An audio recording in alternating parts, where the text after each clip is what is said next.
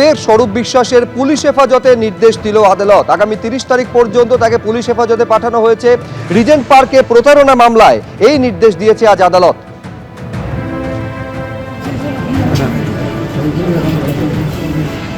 দাদা একটু সাইড দেবেন।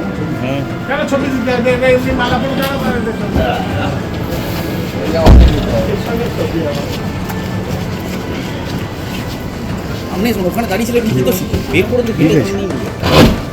এ পাশ দিয়ে যদি নামিয়ে দিই আমি আসি। কি জায়গায় দাঁড়িয়েছি?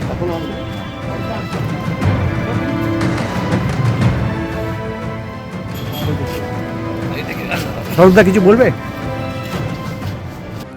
তামান্না খুনে দুদিনে গ্রেফতার হয়েছে 12 জন, আর এবার বার্তা দিলেন মুখ্যমন্ত্রী। তামান্নার ন্যায় বিচার আমাদের অগ্রাধিকার, আমরা প্রতিশ্রুতি পূরণ করছি। কৃষ্ণনগর পুলিশ জেলার তড়িঘড়ি ও আইনি পদক্ষেপে আমি খুশি। তামান্নার মায়ের সঙ্গে আমার সাক্ষাতের পরই পুলিশ দ্রুত কাজ করেছে। অভিযুক্তদের দ্রুত গ্রেফতারির পর আইনি ব্যবস্থা নিয়েছে। এফআইআরে নাম থাকা প্রায় সবাইকে গ্রেফতার করেছে পুলিশ, পোস্টে উল্লেখ করেছেন মুখ্যমন্ত্রী। সেই সঙ্গে তিনি এটাও লিখেছেন, ভিন রাজ্যে গুরুগ্রাম, নাগপুরেও পুলিশ ক্রমাগত যোগাযোগ রেখেছে। অপরাধ অপরাধী, নিরপেক্ষ ও দ্রুত অ্যাকশন নেওয়া হবে। অভিযুক্তদের নামের তালিকা দিয়ে সোশ্যাল মিডিয়ায় বার্তা দিলেন মুখ্যমন্ত্রী শুভেন্দু অধিকারী।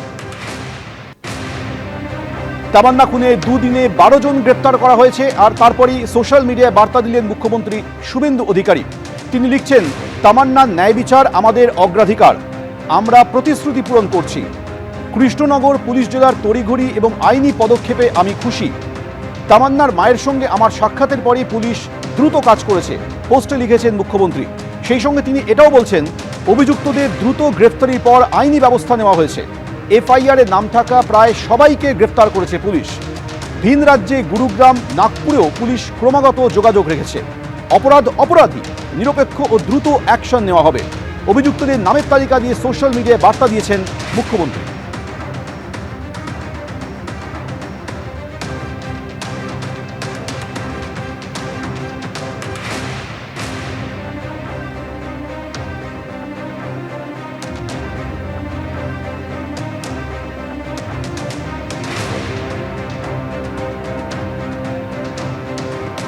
এর আগে আমরা দেখেছি, তামান্না খুনের ঘটনা একের পর এক দুষ্কৃতীকে গ্রেপ্তার করেছিল পুলিশ। মুখ্যমন্ত্রীর আশ্বাসের পরেই পুলিশ অ্যাকশনে নেমেছে।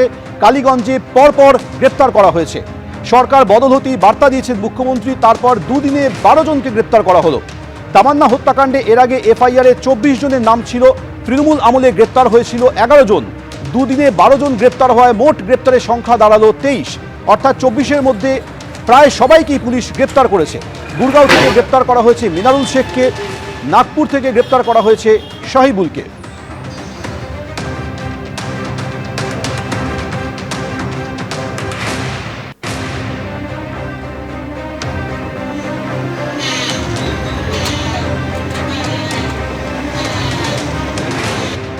তৃণমূল আমলে গ্রেপ্তার হয়েছিল 15 জন, আর মুখ্যমন্ত্রী আশ্বাস দেওয়ার পরেই 12 জনকে গ্রেপ্তার করা হলো।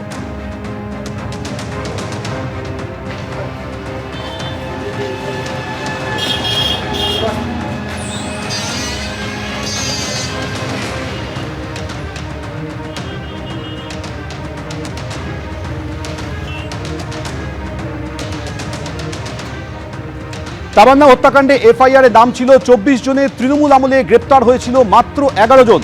আর মুখ্যমন্ত্রীর বার্তার পরে দুদিনে গ্রেপ্তার হলো 12 জন, অর্থাৎ 24 জনের মধ্যে 23 জনকেই পুলিশ গ্রেপ্তার করলো। গুরগাঁও থেকে গ্রেপ্তার করা হলো মিনারুল শেখকে, নাগপুর থেকে গ্রেপ্তার হলো শাহিবুল।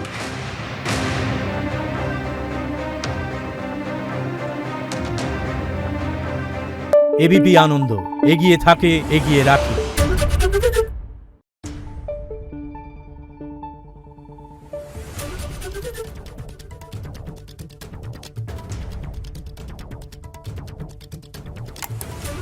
Thank you.